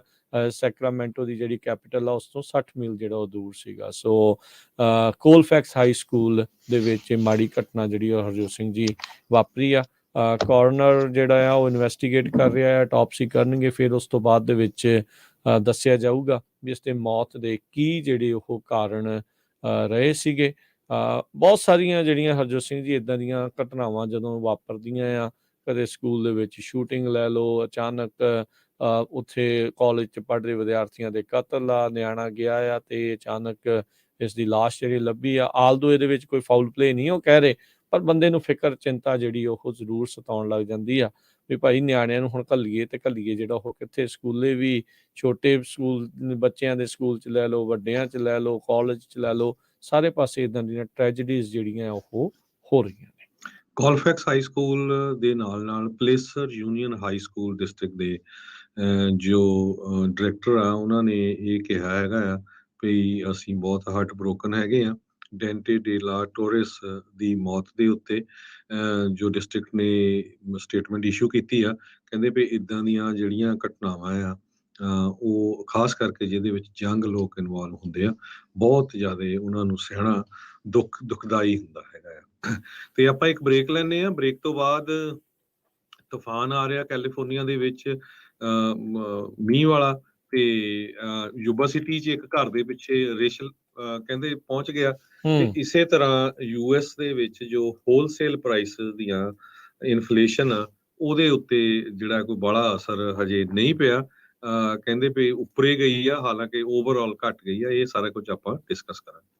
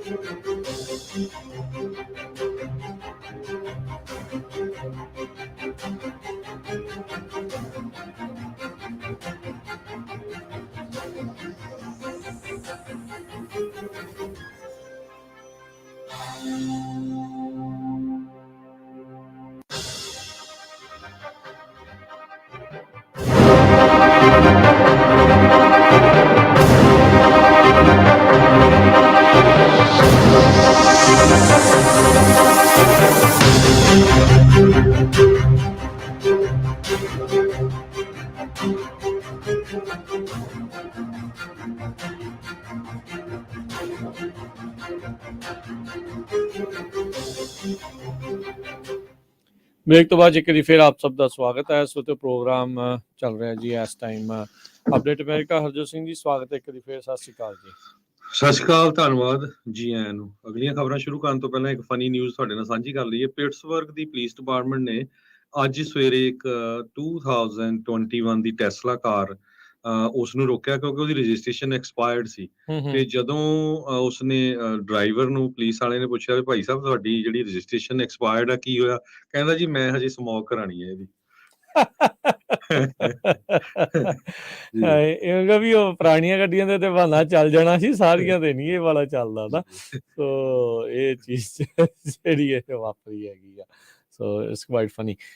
ਤੇ ਹੁਣ ਇਹ ਨਹੀਂ ਪਤਾ ਵੀ ਪੁਲਿਸ ਵਾਲੇ ਨੇ ਕੀ ਜਿਹੜਾ ਉਹ ਸੋਚਿਆ ਤੇ ਕੀ ਹੈ। ਉਹਨਾਂ ਨੇ ਫੋਟੋ ਵੀ ਪਾਈ ਆ ਉਹਦੀ ਬਿਲਕੁਲ ਫਰੰਟ ਤੇ। ਪਿਟਸਬਰਗ ਦੀ ਪੁਲਿਸ ਨੇ ਨਾ ਟੈਸਲਾ ਦੀ ਸਾਰਾ ਕੁਝ ਲਾ ਕੇ ਵੀ ਦੇਖੋ ਇਦਾਂ ਦਾ ਬਹਾਨਾ ਵੀ ਜਿਹੜਾ ਆ ਟੈਸਲਾ ਵਾਲੇ ਲਾ ਰਹੇ ਹੈਗੇ ਆ। ਹਾਂਜੀ, ਉਸ ਤੋਂ ਪਹਿਲਾਂ ਹਰਜੋਤ ਸਿੰਘ ਜੀ ਸੌਰੀ ਮੈਂ ਤੁਹਾਨੂੰ ਖਬਰ ਦੇਰ ਤੋਂ ਪਹਿਲਾਂ ਹੀ ਰੋਕ ਰਿਹਾ। ਬ੍ਰਾਜ਼ੀਲ ਤੇ ਕ੍ਰੋਏਸ਼ੀਆ ਦਾ ਕੁਆਟਰ ਫਾਈਨਲ ਮੈਚ ਅੱਜ ਚੱਲ ਰਿਹਾ ਆ। ਪੈਨਲਟੀਜ਼ ਦੇ ਵਿੱਚ ਮੈਚ ਜਿਹੜਾ ਪਹੁੰਚ ਚੁੱਕਾ ਆ। 90 ਮਿੰਟ ਤੱਕ ਕੋਈ ਗੋਲ ਨਹੀਂ ਹੋਇਆ। ਐਕਸਟਰਾ ਟਾਈਮ ਮਿਲਿਆ। ਨੇਮਰ ਨੇ ਬ੍ਰਾਜ਼ੀਲ ਦੇ ਕਪਤਾਨ ਨੇ 105ਵੇਂ ਮਿੰਟ 'ਚ ਗੋਲ ਕੀਤਾ, ਪਰ 116ਵੇਂ ਮਿੰਟ 'ਚ ਕ੍ਰੋਏਸ਼ੀਆ ਨੇ ਗੋਲ ਜਿਹੜਾ ਉਹ ਲਾ ਦਿੱਤਾ। ਤੇ ਇਸ ਟਾਈਮ ਪੈਨਲਟੀਜ਼ ਜਿਹੜੀਆਂ ਉਹ ਚੱਲ ਰਹੀਆਂ ਨੇ, ਜਿਹਦੇ ਵਿੱਚ ਇੱਕ ਪੈਨਲਟੀ ਬ੍ਰਾਜ਼ੀਲ ਵਾਲਿਆਂ ਦੀ ਰੁਕੀ ਹੈ। ਕ੍ਰੋਏਸ਼ੀਆ ਦੇ ਗੋਲਕੀਪਰ ਨੇ ਰੋਕ ਲਿਆ। 3-2 ਦੇ ਨਾਲ ਕ੍ਰੋਏਸ਼ੀਆ ਵਾਲੇ ਲੀਡ ਕਰ ਰਹੇ ਆ। ਤੇ ਹਰਜੋਤ ਸਿੰਘ ਜੀ ਇਸ ਟਾਈਮ ਹੈ ਬਿਲਕੁਲ ਕਾਂਟੇ ਦੀ ਜਿਹੜੀ ਟੱਕਰ ਆ ਉਹ ਉੱਥੇ ਬਣੀ ਪਈ ਆ। ਕੁਛ ਹੀ ਮਿੰਟਾਂ ਦੇ ਵਿੱਚ ਆਪਾਂ ਤੁਹਾਨੂੰ ਅਪਡੇਟ ਦੇਵਾਂਗੇ ਵੀ ਕੋਈ ਕੁਆਟਰ ਫਾਈਨਲ ਚ ਕ੍ਰੋਏਸ਼ੀਆ ਲਾਸਟ ਵਰਲਡ ਕੱਪ ਦੀ ਫਾਈਨਲਿਸਟ ਜਿਹੜੀ ਉੱਥੇ ਪਹੁੰਚ ਸਕਦੀ ਆ ਕਿ ਬ੍ਰਾਜ਼ੀਲ ਜਿਹੜੀ ਉਹ ਅੱਗੇ ਸੈਮੀਫਾਈਨਲ ਚ ਪਹੁੰਚਦੀ ਆ ਕਿ ਬ੍ਰਾਜ਼ੀਲ ਪਹੁੰਚਦੀ ਆ। ਸੋ ਵਿਲ ਲੈਟ ਯੂ ਨੋ ਥੋੜੇ ਸਮੇਂ ਦੇ ਵਿੱਚ ਜਿਹੜਾ ਉਸਦਾ ਪਤਾ ਲੱਗੂਗਾ। ਜੀ ਹਰਜੋਤ ਜੀ। ਜੀ। ਤੇ ਆਪਾਂ ਜੇ ਵੈਦਰ ਦੀ ਗੱਲਬਾਤ ਕਰਦੇ ਜਾਈਏ, ਜਿਸ ਤਰ੍ਹਾਂ ਪਹਿਲਾਂ ਆਪਾਂ ਬ੍ਰੇਕ ਤੋਂ ਪਹਿਲਾਂ ਦੱਸਿਆ ਸੀ, ਅੱਜ ਤਾਂ ਸਾਰਾ ਦਿਨ ਸੁੱਕਾ ਰਹੂਗਾ ਬੇ ਏਰੀਏ 'ਚ ਵੀ, ਕੈਲੀਫੋਰਨੀਆ 'ਚ ਵੀ, ਪਰ ਕੱਲ੍ਹ ਨੂੰ ਕਾਫੀ ਵੱਡਾ ਜਿਹੜਾ ਸਟੋਰਮ ਆ ਰਿਹਾ ਆ, ਕਾਫੀ ਭਾਰੀ ਮੀਂਹ ਪੈ ਸਕਦਾ ਆ। ਪਊਗਾ ਹੀ, ਸਵੇਰ ਨੂੰ ਹੀ ਸ਼ੁਰੂ ਹੋ ਜਾਣਾ ਹੈਗਾ ਤੇ ਸੰਡੇ ਤੱਕ ਹੈਵੀ ਰੇਨ ਤੇ ਸਟਰੋਂਗ ਵਿੰਡਸ ਚੱਲਦੀਆਂ ਰਹੂਗੀਆਂ। ਇਹ ਮੈਟਰੋਲੋਜੀਕਲ ਸਰਵੇ ਆ ਉਹਨਾਂ ਵੱਲੋਂ ਦੱਸਿਆ ਗਿਆ ਆ। ਬੈਲੀ ਦੇ ਵਿੱਚ ਵੀ ਜੋ ਇਹ ਸਾਰਾ ਕੁਝ ਸੇਮ ਰਹੂਗਾ, ਉੱਥੇ ਵੀ ਮੀਂਹ ਪਊਗਾ, ਕਹਿੰਦੇ ਹਵਾਵਾਂ ਆਊਗੀਆਂ ਤੇ ਸਿਆਰਾ ਮਾਊਂਟੇਨਸ ਦੇ ਵਿੱਚ ਵੀ ਕਾਫੀ ਸਨੋ ਜਿਹੜੀ ਆ ਪਊਗੀ। ਇਹ ਆਪਾਂ ਨੂੰ ਚਾਹੀਦੀ ਆ ਕੈਲੀਫੋਰਨੀਆ ਦੇ ਵਿੱਚ। ਸ਼ਨੀਚਰਵਾਰ ਸਵੇਰੇ 10 ਵਜੇ ਤੇ ਵੈਲੀ ਦੇ ਵਿੱਚ ਵੀ ਹੈਵੀਐਸਟ ਬ੍ਰਾਂਡ ਆਫ ਰੇਨ ਕਹਿੰਦੇ ਐਕਸਪੈਕਟਡ ਆ। ਸੋ ਜਿਹੜੇ ਵੀ ਸਰੋਤੇ ਕਈ ਵਾਰ ਵੀਕਐਂਡ ਤੇ ਜਾਂਦੇ ਹੈਗੇ ਆ, ਜਦੋਂ ਡਰਾਈਵ ਕਰਨੀ ਆ ਫਿਰ ਐਕਸੀਡੈਂਟ ਬਹੁਤ ਹੁੰਦੇ ਆ, ਥੋੜੇ ਧਿਆਨ ਦੇ ਨਾਲ ਚੱਲੋ। ਬਿਲਕੁਲ 2 ਇੰਚ ਤੱਕ ਮੀਂਹ ਪੈਣ ਦੀ ਆਸ ਹੈਗੀ ਆ। ਜੀ ਜੀ ਬਿਲਕੁਲ। ਸੋ ਭਾਜੀ ਬਰਫਬਾਰੀ ਦੀ ਜਿਹੜੀ ਆ ਉਹ ਚਾਹੀਦੀ ਆ। ਆਪਾਂ ਲਾਸਟ ਟਾਈਮ ਵੀ ਜਿਹੜੀ ਗੱਲ ਕਰ ਰਹੇ ਸੀ ਵੀ ਡਰਾਊਟ ਤੋਂ ਬਚਣ ਦੇ ਲਈ ਜਿੰਨਾ ਵੀ ਮੀਂਹ ਪਵੇ, ਬਰਫ ਪਵੇ, ਉਨੀ ਜਿਹੜੀ ਉਹ ਚੰਗੀ ਹੈਗੀ ਆ। ਸੋ ਉਸ ਪਾਸੇ ਵੱਲ ਨੂੰ ਜਿਹੜਾ ਹੌਲੀ ਹੌਲੀ ਆਪਾਂ ਵੱਧ ਰਹੇ ਹੈਗੇ ਆ। ਸੋ ਹੋਪਫੁਲੀ ਜਿਹੜਾ ਡਰਾਊਟ ਦੇ ਉੱਤੇ ਥੋੜਾ ਇਸ ਦੇ ਨਾਲ ਅਸਰ ਪਵੇ। ਸੋ ਜਿਹੜੇ ਟਰੈਵਲ ਵੀ ਕਰਦੇ ਸਿਆਰਾ ਫੁੱਟਹਿਲ ਵੱਲ ਜਾਂ ਉੱਧਰ ਜਾਣਾ ਉਹਨੀ ਪਹਾੜੀਆਂ ਵੱਲ, ਤੇ 3 ਤੋਂ 5 ਫੁੱਟ ਤੱਕ ਸਨੋ ਪੈਣੀ ਆ, ਜਿਹਦੇ ਕਰਕੇ ਟਰੈਵਲ ਕਰਨਾ ਕਾਫੀ ਖਤਰਨਾਕ ਰਹੂਗਾ। ਸੋ ਇਹ ਵੀ ਮੇਕ ਸ਼ੋਰ ਕਰੋ ਜਿਨ੍ਹਾਂ ਨੇ ਇਹਨਾਂ ਏਰੀਏਜ਼ ਦੇ ਵਿੱਚ ਜਾਣਾ ਆ ਤੇ ਆਪਣੀਆਂ ਚੇਨਸ ਵਗੈਰਾ ਉਹਨਾਂ ਦੇ ਕੋਲ ਹੋਣੀਆਂ ਚਾਹੀਦੀਆਂ ਹੈਗੀਆਂ। ਜੀ ਜੀ ਬ੍ਰੇਕਿੰਗ ਨਿਊਜ਼ ਹਰਜੋਤ ਸਿੰਘ ਜੀ ਆ ਗਈ। ਬ੍ਰਾਜ਼ੀਲ ਵਰਲਡ ਕੱਪ ਤੋਂ ਬਾਹਰ ਜਿਹੜਾ ਉਹ ਹੋ ਗਿਆ। ਕ੍ਰੋਏਸ਼ੀਆ ਨੇ ਬ੍ਰਾਜ਼ੀਲ ਨੂੰ ਪੈਨਲਟੀਜ਼ ਦੇ ਵਿੱਚ ਜਿਹੜਾ ਉਹ ਹਰਾ ਦਿੱਤਾ ਹੈਗਾ ਆ। ਸੋ ਇੱਥੇ ਹੀ ਜਿਹੜੀ ਬ੍ਰਾਜ਼ੀਲ ਦਾ ਇਸ ਵਾਰ ਦਾ ਫੇਵਰੇਟ ਮੰਨੇ ਜਾ ਰਹੇ ਸੀਗੇ ਇਸ ਵਾਰ ਵਰਲਡ ਕੱਪ ਦੇ ਵਿੱਚ ਜਿੱਤਣ ਦੇ ਲਈ, ਪਰ ਨਾਲ ਦੇ ਨਾਲ ਅੱਜ ਕੁਆਟਰ ਫਾਈਨਲ ਦੇ ਵਿੱਚ ਇਹਨਾਂ ਨੂੰ ਬਾਹਰ ਦਾ ਰਸਤਾ ਹੋਇਆ ਆ। ਸੋ ਜੋ ਹਿਸਟਰੀ ਚੱਲਦੀ ਆ ਰਹੀ ਹੈ ਵੀ ਜਿਹੜੀ ਵੀ number 1 rank team world cup ਦੇ ਵਿੱਚ ਐਂਟਰ ਹੋਈ ਉਹਨੇ ਕਦੀ ਵਰਲਡ ਕੱਪ ਨਹੀਂ ਜਿੱਤਿਆ। ਇਸ ਵਾਰ ਕਹਿ ਰਹੇ ਸੀਗੇ ਵੀ ਸ਼ਾਇਦ ਖੌਰੇ ਜਿਹੜੇ ਆ ਬ੍ਰਾਜ਼ੀਲ ਵਾਲੇ ਇਸ ਨੂੰ ਜਿਹੜਾ ਉਹ ਕਰ ਦੇਣ, ਪਰ ਨਹੀਂ। ਜਿਹੜੇ ਕ੍ਰੋਏਸ਼ੀਆ ਦੇ ਗੋਲਕੀਪਰ ਨੇ ਇੱਕ ਜਿਹੜੀ ਪੈਨਲਟੀ ਰੋਕੀ, 2 ਪੈਨਲਟੀਜ਼ ਜਿਹੜੀਆਂ ਉਸਨੇ ਜਿਹੜੀਆਂ ਉਹ ਰੋਕ ਲੀਆਂ ਤੇ ਕ੍ਰੋਏਸ਼ੀਆ 4-2 ਦੇ ਨਾਲ ਪੈਨਲਟੀਜ਼ ਦੇ ਵਿੱਚ ਬ੍ਰਾਜ਼ੀਲ ਦੇ ਉੱਤੇ ਜਿਹੜਾ ਆ ਉਹ ਜਿੱਤੂ ਰਿਹਾ ਆ। ਇਨਫੈਕਟ ਜਿਹੜੀ ਦੂਜੀ ਪੈਨਲਟੀ ਆ ਉਹ ਪੋਲ ਦੇ ਨਾਲ ਵੱਜ ਕੇ ਜਿਹੜੀ ਉਹ ਪਰੇ ਚਲੇ ਗਈ ਤੇ ਬ੍ਰਾਜ਼ੀਲ ਜਿਹੜਾ ਬਾਹਰ ਆ ਤੇ ਕ੍ਰੋਏਸ਼ੀਆ ਲਾਸਟ ਵਰਲਡ ਕੱਪ ਦੇ ਫਾਈਨਲਿਸਟ ਫਾਈਨਲ ਦੇ ਵਿੱਚ ਪਹੁੰਚੇ ਸੀਗੇ। ਇਸ ਵਾਰ ਫਿਰ ਸੈਮੀਫਾਈਨਲ ਦੇ ਵਿੱਚ ਆਪਣੀ ਜਗ੍ਹਾ ਬਣਾਉਣ ਦੇ ਵਿੱਚ ਕਾਮਯਾਬ ਜਿਹੜੇ ਉਹ ਰਹੇ ਨੇ। ਸੋ ਬ੍ਰੇਕਿੰਗ ਨਿਊਜ਼ ਕਤਰ ਦੇ ਵਿੱਚ ਹੋਏ ਜਿਹੜੇ ਫੀਫਾ ਵਰਲਡ ਕੱਪ ਤੋਂ ਇਸ ਟਾਈਮ ਜਿਹੜੀ ਆ ਰਹੀ ਆ, ਕ੍ਰੋਏਸ਼ੀਆ ਨੇ ਬ੍ਰਾਜ਼ੀਲ ਨੂੰ ਜਿਹੜਾ ਆ ਉਹ ਹਰਾ ਕੇ ਸੈਮੀਫਾਈਨਲ 'ਚ ਜਗ੍ਹਾ ਪੱਕੀ ਕਰ ਲਈ। ਜੀ ਵਧਾਈਆਂ ਕ੍ਰੋਏਸ਼ੀਆ ਨੂੰ, ਦੇਖੋ ਛੋਟਾ ਜਿਹਾ ਮੁਲਕ ਆ ਕਿੱਥੇ ਤੱਕ ਪਹੁੰਚ ਗਿਆ। ਬਿਲਕੁਲ ਤੇ ਅਗਲੀ ਖਬਰ ਵੱਲ ਚਲੀਏ। ਜਿਸ ਤਰ੍ਹਾਂ ਬ੍ਰੇਕ ਤੋਂ ਪਹਿਲਾਂ ਆਪਾਂ ਦੱਸਿਆ ਸੀ, ਯੂਬਾ ਸਿਟੀ ਦੇ ਵਿੱਚ ਇੱਕ ਨੈਂਸੀ ਇਮਨਾਜ਼ ਨਾਮ ਦੀ ਬੀਬੀ ਕਹਿੰਦੀ ਵੀ ਜਦੋਂ ਮੈਂ ਟਿਊਜ਼ਡੇ ਸਵੇਰੇ ਆਪਣੇ ਘਰ ਦੇ ਸ਼ੀਸ਼ੇ ਦੇ ਰਾਹੀਂ ਬਾਹਰ ਬੈਕਯਾਰਡ 'ਚ ਦੇਖਿਆ ਤੇ ਉੱਥੇ ਇੱਕ ਰਿੱਛ ਘੁੰਮ ਰਿਹਾ ਸੀ। ਤੇ ਕਹਿੰਦੀ ਪਹਿਲਾਂ ਤਾਂ ਮੈਂ ਸਰਪ੍ਰਾਈਜ਼ ਹੋਈ ਤੇ ਉਹ ਤੋਂ ਬਾਅਦ ਮੈਂ ਆਪਣੇ ਨਿਆਣਿਆਂ ਨੂੰ ਕਿਹਾ ਵੀ ਆ ਕੇ ਦੇਖੋ ਵੀ ਆ ਪਿੱਛੇ ਬੀਅਰ ਜੋ ਘੁੰਮ ਰਿਹਾ, ਤੇ ਨਿਆਣੇ ਕਹਿੰਦੇ ਮੰਨਣ ਚ ਨਾ ਆਣ, ਪਰ ਉਹ ਐਕਚੁਅਲੀ ਰਿੱਛ ਹੀ ਸੀ। ਸੋ ਜੋ ਵਾਈਲਡ ਲਾਈਫ ਵਾਲੇ ਆ ਉਹ ਇਹ ਕਹਿ ਰਹੇ ਆ ਵੀ ਪਿਛਲੇ ਸਾਲਾਂ ਦੇ ਦੌਰਾਨ ਜੋ ਅੱਗਾਂ ਲੱਗੀਆਂ ਹੈਗੀਆਂ ਆ ਉਹਨਾਂ ਕਰਕੇ ਜੋ ਵਾਈਲਡ ਲਾਈਫ ਆ ਉਹਦੇ ਵਿੱਚ ਕਾਫੀ ਚੇਂਜ ਆਈ ਆ। ਉਹ ਹੋਰ ਏਰੀਏ ਦੇ ਵਿੱਚ ਮੂਵ ਹੋਏ ਆ ਜੋ ਬਚ ਗਏ ਆ। ਬਹੁਤ ਜ਼ਿਆਦਾ ਜਿਹੜਾ ਜਾਨੀ ਨੁਕਸਾਨ ਐਨੀਮਲਸ ਦਾ ਹੋਇਆ ਆ। ਆਪਾਂ ਦੇਖਿਆ ਕਿੰਨੇ ਲੱਖਾਂ ਦੇ ਏਕੜਾਂ ਦੇ ਹਿਸਾਬ ਨਾਲ ਜੋ ਪਹਾੜੀਆਂ ਆ ਕੈਲੀਫੋਰਨੀਆ ਦੇ ਵਿੱਚ ਜੰਗਲ ਆ ਉਹ ਸੜ ਕੇ ਸਵਾਹ ਹੋਏ ਹੈਗੇ ਆ। ਸੋ ਯੂਬਾ ਸਿਟੀ ਏਰੀਏ ਦੇ ਵਿੱਚ ਇਸ ਬੀਬੀ ਵੱਲੋਂ ਵੀ ਇਹ ਆਪਣੇ ਸਾਰੇ ਨੇਬਰਹੁੱਡ ਨੂੰ, ਹੋਰ ਆਪਾਂ ਵੀ ਪੰਜਾਬੀ ਰੇਡੀਓ USA ਵੱਲੋਂ ਕਹਿ ਰਹੇ ਹਾਂ, ਬਹੁਤ ਸਾਰੇ ਬਜ਼ੁਰਗ ਸਵੇਰੇ ਸ਼ਾਮ ਤੁਰਦੇ ਫਿਰਦੇ ਆ, ਸੈਰ ਕਰਦੇ, ਭਈ ਥੋੜਾ ਧਿਆਨ ਦੇ ਨਾਲ ਚੱਲੋ। ਬੀਅਰ ਲੀਗ, ਇੱਕ ਜਿੱਦਾਂ ਜਿਹੜੇ ਰਿਚ ਆ ਨਾ ਉਹਨਾਂ ਦੀ ਵੀ ਇੱਕ ਲੀਗ ਬਣੀ ਹੋਆ। ਉਹਨਾਂ ਦੇ ਇੱਕ ਡਾਇਰੈਕਟਰ, ਐਗਜ਼ੀਕਿਊਟਿਵ ਡਾਇਰੈਕਟਰ ਆ ਐਨ ਬ੍ਰਾਇੰਟ, ਉਹ ਕਹਿੰਦੇ ਵੀ ਮੈਂ ਸਰਪ੍ਰਾਈਜ਼ ਨਹੀਂ ਹੈਗੀ, ਪਹਿਲਾਂ ਵੀ ਕੁਝ ਕਾਲਸ ਆਈਆਂ ਸੀ ਵੀ ਇਸ ਏਰੀਏ ਦੇ ਵਿੱਚ ਰਿਛਾਂ ਨੂੰ ਘੁੰਮਦੇ ਦੇਖਿਆ ਗਿਆ ਆ, ਸੋ ਪਲੀਜ਼ ਜਿਹੜੇ ਵੀ ਤੁਰਨ ਫਿਰ ਜਾਂਦੇ ਆ ਬੜੇ ਧਿਆਨ ਨਾਲ ਜਾਓ, ਕਈ ਵਾਰੀ ਜਿੱਦਾਂ ਇਹ ਅਟੈਕ ਵੀ ਕਰ ਸਕਦਾ ਬੰਦੇ ਨੂੰ। ਬਿਲਕੁਲ ਜੀ, ਬਿਲਕੁਲ। ਇਹ ਪਹਿਲੀ ਵਾਰੀ ਨਹੀਂ, ਕਈ ਵਾਰੀ ਇਦਾਂ ਦੀਆਂ ਚੀਜ਼ਾਂ ਜਿਹੜੀਆਂ ਆ ਉਹ ਹੋ ਸਕਦੀਆਂ ਨੇ। ਸੋ ਇਹ ਚੀਜ਼ ਜਿਹੜੀ ਆ ਧਿਆਨ ਜਿਹੜਾ ਉਹ ਰੱਖੋ। ਇਹ ਸ਼ੁਕਰ ਆ ਵੀ ਹੈਲੋਵੀਨ ਨਹੀਂ, ਕਿਸੇ ਨੇ ਇਹ ਨਹੀਂ ਸੋਚ ਲਿਆ ਵੀ ਕਿਤੇ ਰਿਚ ਦੇ ਕੱਪੜੇ ਪਾ ਕੇ ਕੋਈ ਉੱਦਾਂ ਫੜਾ ਆ ਤੇ ਬਾਅਦ 'ਚ ਕਿਤੇ ਐਵੇਂ ਹੋਰ ਹੀ ਪੰਗਾ ਜਿਹੜਾ ਜੀ ਉਹ ਪੈ ਜਾਂਦਾ। ਸੋ ਇਹੋ ਜਿਹੀਆਂ ਚੀਜ਼ਾਂ ਤੋਂ ਭਾਈ ਬਚਾਅ ਜਿਹੜਾ ਉਹ ਰੱਖਣਾ ਚਾਹੀਦਾ ਹੈ। ਅਗਲੀ ਜਿਹੜੀ ਹਰਜੋਤ ਸਿੰਘ ਜੀ ਗੱਲ ਕਰਦੇ ਜਾਈਏ, ਫਲੋਰੀਡਾ ਦਾ ਇੱਕ 35 ਸਾਲਾਂ ਦਾ ਰਿਪਬਲਿਕਨ ਪਾਰਟੀ ਦਾ ਉੱਥੇ ਦਾ ਜਿਹੜਾ ਸੀਗਾ ਉੱਥੇ ਦਾ ਲਾਅਮੇਕਰ, ਉਹ ਰਿਜ਼ਾਈਨ ਜਿਹੜਾ ਉਹ ਕਰ ਗਿਆ। ਇਸ ਦੇ ਵਿੱਚ ਕਹਿੰਦੇ ਵੀ ਇਹ ਪਤਾ ਲੱਗਾ ਵੀ ਉਸਨੇ 2 ਡਿਫੰਕਟ ਕੰਪਨੀਆਂ ਦੇ ਜ਼ਰੀਏ ਸਮਾਲ ਬਿਜ਼ਨਸ ਐਡਮਿਨਿਸਟ੍ਰੇਸ਼ਨ ਦੇ ਜਿਹੜੇ ਲੋਨ ਹਾਸਲ ਕੀਤੇ ਤੇ ਹੁਣ ਉਸ ਨੂੰ ਫੈਡਰਲ ਜਿਊਰੀ ਦੇ ਦੁਆਰਾ, ਗ੍ਰੈਂਡ ਜਿਊਰੀ ਦੇ ਦੁਆਰਾ ਆਲਰੇਡੀ ਇੰਡਾਈਟ ਕਰ ਦਿੱਤਾ ਆ। ਦੋਸ਼ ਜਿਹੜੇ ਉਸ ਦੇ ਉੱਤੇ ਲਗਾ ਦਿੱਤੇ ਗਏ ਨੇ। 35 ਸਾਲਾਂ ਦਾ ਜਿਹੜਾ ਉਕਾਲਾ ਤੋਂ ਇਹ ਜਿਹੜਾ ਰਿਪਬਲਿਕਨ ਪਾਰਟੀ ਦਾ ਜੋ ਹਾਰਡਿੰਗ ਜਿਹੜੇ ਆ, ਇਸ ਨੇ ਹੁਣ ਉਸ ਮਾਮਲੇ ਦੇ ਵਿੱਚ ਅਸਤੀਫਾ ਦੇ ਦਿੱਤਾ। ਉਹਨੇ ਕਿਹਾ ਵੀ ਮੈਂ ਦੋਸ਼ੀ ਨਹੀਂ ਆ ਹੀਅਰਿੰਗ ਦੇ ਜਿਹੜੇ ਉਹ ਦੌਰਾਨ, ਤੇ ਕਹਿੰਦੇ ਵੀ ਮੈਂ ਕੋਈ ਡਿਸਟਰੈਕਸ਼ਨਸ ਨਹੀਂ ਚਾਹੁੰਦਾ ਤੇ ਮੇਰਾ ਰੈਜਿਗਨੇਸ਼ਨ ਜਿਹੜਾ ਇਫੈਕਟਿਵ ਇਮੀਡੀਏਟਲੀ ਆ। ਇਸ ਦੇ ਉੱਤੇ 2 ਵਾਇਰ ਫਰਾਡ ਚਾਰजेस ਤੇ ਜਿਹੜੇ ਉਹ ਲਗਾਏ ਗਏ ਨੇ। ਕੁੱਲ 6 ਫੈਡਰਲ ਕਾਊਂਟ ਆ ਤੇ ਕਹਿੰਦੇ ਵੀ ਜੇ ਜਿਹੜੀ ਇੰਡਾਈਟਮੈਂਟ ਆ ਇਹ ਕਨਵਿਕਸ਼ਨ ਦੇ ਵਿੱਚ ਬਦਲਦੀ ਆ, ਵੀ ਇਹ ਦੋਸ਼ ਸਾਬਤ ਹੋ ਜਾਂਦੇ ਆ, ਤਾਂ 35 ਸਾਲਾਂ ਦੀ ਜਿਹੜੀ ਇਸ ਨੂੰ ਸਜ਼ਾ ਜਿਹੜੀ ਉਹ ਹੋ ਸਕਦੀ ਆ। ਫੈਡਰਲ ਪੈਂਡੈਮਿਕ ਅਸਿਸਟੈਂਸ ਇਹਨੇ ਕਹਿੰਦੇ ਵੀ ਗਲਤ ਢੰਗ ਦੇ ਨਾਲ $1.5 ਲੱਖ ਜਿਹੜਾ ਆ ਉਹ ਹਾਸਲ ਕੀਤਾ ਸੀਗਾ ਤੇ ਉਹੀ ਜਿਹੜਾ ਇਸ ਨੂੰ ਹੁਣ ਇੰਡਾਈਟ ਕਰ ਦਿੱਤਾ ਗਿਆ ਆ। 2 ਕੰਪਨੀਆਂ ਜਿਹੜੀਆਂ ਇਸਨੇ ਹਾਰਡਿੰਗ ਫਾਰਮਸ ਤੇ ਵੈਨ ਸ਼ੈਕ ਕਰਕੇ ਜਿਹੜੀਆਂ ਉਹ ਬਣਾਈਆਂ, ਜਿਹੜੀਆਂ ਕਿ ਇਨਐਕਟਿਵ ਸੀਗੀਆਂ 2017 ਦੀਆਂ, ਪਰ ਐਪਲੀਕੇਸ਼ਨ ਦੇ ਉੱਤੇ SBA ਦੀ ਲੋਨ ਜਦੋਂ ਮਿਲ ਰਹੇ ਸੀਗੇ ਸਮਾਲ ਬਿਜ਼ਨੈਸਿਸ ਨੂੰ ਹੈਲਪ ਕਰਨ ਦੇ ਲਈ, ਤੇ ਉਦੋਂ ਦੇ ਵਿੱਚ ਇਸਨੇ ਜਿਹੜਾ ਉਹ ਝੂਠ ਬੋਲਿਆ, ਆਪਣੇ ਰੈਵਨਿਊ ਨੰਬਰ ਵੀ ਜਿਹੜੇ ਉਹ ਗਲਤ ਦਿਖਾਏ, ਬੈਂਕ ਸਟੇਟਮੈਂਟ ਵੀ ਜਿਹੜੀਆਂ ਆ ਉਹ ਗਲਤ ਦਿਖਾਈਆਂ, EMPLOYEE ਅਕਾਊਂਟਸ ਵੀ ਜਿਹੜੇ ਆ ਉਸਨੇ ਇਸ ਦੇ ਵਿੱਚ ਗਲਤ ਦਿਖਾਏ, ਇਹ ਲੋਨਸ ਜਿਹੜੇ ਸਿਕਿਉਰ ਕਰਨ ਦੇ ਲਈ। ਸੋ ਇੱਥੇ ਇਹ ਪਤਾ ਲੱਗਦਾ ਆ ਹਰਜੋਤ ਸਿੰਘ ਜੀ ਵੀ ਜਿਨ੍ਹਾਂ ਨੇ ਜਿਹੜੇ ਫੈਡਰਲ ਲੋਨਸ ਦੇ ਵਿੱਚ ਜੇ ਕੋਈ ਝੂਠ ਬੋਲਿਆ ਫੜਿਆ ਜਾਂਦਾ ਆ, ਅਗਲੇ ਜਿਹੜੇ ਆ ਲਾਅ ਮੇਕਰ ਨੂੰ ਨਹੀਂ ਛੱਡ ਰਹੇ ਤੇ ਬਾਕੀਆਂ ਦੇ ਦੁਆਲੇ ਵੀ ਇਹਨਾਂ ਨੇ ਵਾਰੀ-ਵਾਰੀ ਸਿਰ ਹੌਲੀ-ਹੌਲੀ ਉਸ ਦੁਆਲੇ ਹੋਈ ਹੋ ਰਹੇ ਨੇ। ਤੇ ਹੁਣ ਕਹਿੰਦੇ ਵੀ ਕਿਉਂਕਿ ਇਹਨੇ ਰਿਜ਼ਾਈਨ ਕਰ ਦਿੱਤਾ, ਇਸ ਵੇਕੈਂਟ ਸੀਟ ਨੂੰ ਭਰਨ ਦੇ ਲਈ ਉੱਥੇ ਸਪੈਸ਼ਲ ਇਲੈਕਸ਼ਨ ਹੋਵੇਗੀ। ਜੀ ਆਪਣੇ ਗੁਆਂਢੀ ਮੁਲਕ ਕੈਨੇਡਾ ਦੇ ਵਿੱਚ ਈਵਨ ਦੋ ਲੱਖਾਂ ਦੇ ਹਿਸਾਬ ਨਾਲ ਪੰਜਾਬੀ ਸਟੂਡੈਂਟ ਆ ਰਹੇ ਆ, ਪਰ ਇੱਕ ਡਾਕੂਮੈਂਟਰੀ ਦੇ ਹਿਸਾਬ ਦੇ ਨਾਲ ਇੱਕ ਕੈਨੇਡਾ ਦਾ ਜਰਨਲਿਸਟ ਆ, ਉਹ ਡਾਕੂਮੈਂਟਰੀ ਬਣਾਈ ਆ ਪੂਰੀ ਪੰਜਾਬ ਤੋਂ ਲੈ ਕੇ ਕੈਨੇਡਾ ਤੱਕ, ਕਿਸ ਤਰ੍ਹਾਂ ਆਈਲੈਟਸ ਦੇ ਅੰਡਰ ਸਕੈਮ ਵੀ ਹੋ ਰਹੇ ਆ, ਬੱਚਿਆਂ ਦੇ ਜਿਹੜੇ ਆ ਕਤਲ ਵੀ ਹੋ ਰਹੇ ਆ। ਹਰ ਰੋਜ਼ ਉਸਨੇ ਦੱਸਿਆ ਵੀ ਹਰ ਮਹੀਨੇ 7 ਤੋਂ 8 ਬੱਚਿਆਂ ਦੀਆਂ ਬੋਡੀਜ਼ ਇੰਡੀਆ ਜਾਂਦੀਆਂ ਆ। ਤੁਸੀਂ ਇੱਥੋਂ ਅੰਦਾਜ਼ਾ ਲਾ ਲਓ। ਪਿਛਲੇ ਦਿਨਾਂ ਦੇ ਵਿੱਚ ਇੱਕ 21 ਸਾਲਾਂ ਦੀ ਪਵਨਪ੍ਰੀਤ ਕੌਰ ਬਰੈਂਪਟਨ ਦੇ ਵਿੱਚ ਗੈਸ ਸਟੇਸ਼ਨ ਤੇ ਕੰਮ ਕਰਦੀ ਸੀ, ਜਿਸ ਨੂੰ ਗੋਲੀਆਂ ਮਾਰ ਕੇ ਮਾਰ ਦਿੱਤਾ ਗਿਆ ਸੀ। 18 ਸਾਲਾਂ ਦੀ ਸੀਗੀ ਜਦੋਂ ਉਹ ਸਟੂਡੈਂਟ ਵੀਜ਼ੇ ਦੇ ਉੱਤੇ ਵੀਜ਼ਾ ਲੈ ਕੇ ਕੈਨੇਡਾ ਦੇ ਵਿੱਚ ਆ ਗਏ ਸੀ, ਤੇ ਹਜੇ ਤੱਕ ਉਹਦੇ ਬਾਰੇ ਪਤਾ ਹੀ ਨਹੀਂ ਚੱਲ ਰਿਹਾ। ਪੀਲ ਰੀਜਨ ਦੀ ਜੋ ਪੁਲਿਸ ਆ ਉਹ ਫਿਗਰ ਆਊਟ ਹੀ ਨਹੀਂ ਕਰ ਸਕੀ ਵੀ ਕਿਸ ਨੇ ਉਹਨੂੰ ਮਾਰਿਆ, ਕਿੱਦਾਂ ਜਿਹੜੀ ਗੋਲੀ ਮਾਰ ਕੇ ਉਸ ਨੂੰ ਮਾਰਿਆ ਗਿਆ, ਇਹਦਾ ਕਾਰਨ ਕੀ ਹੈਗਾ ਆ। ਹਜੇ ਇਸ ਦੁੱਖ ਨੂੰ ਪੰਜਾਬੀ ਕਈ ਭੁੱਲੇ ਨਹੀਂ।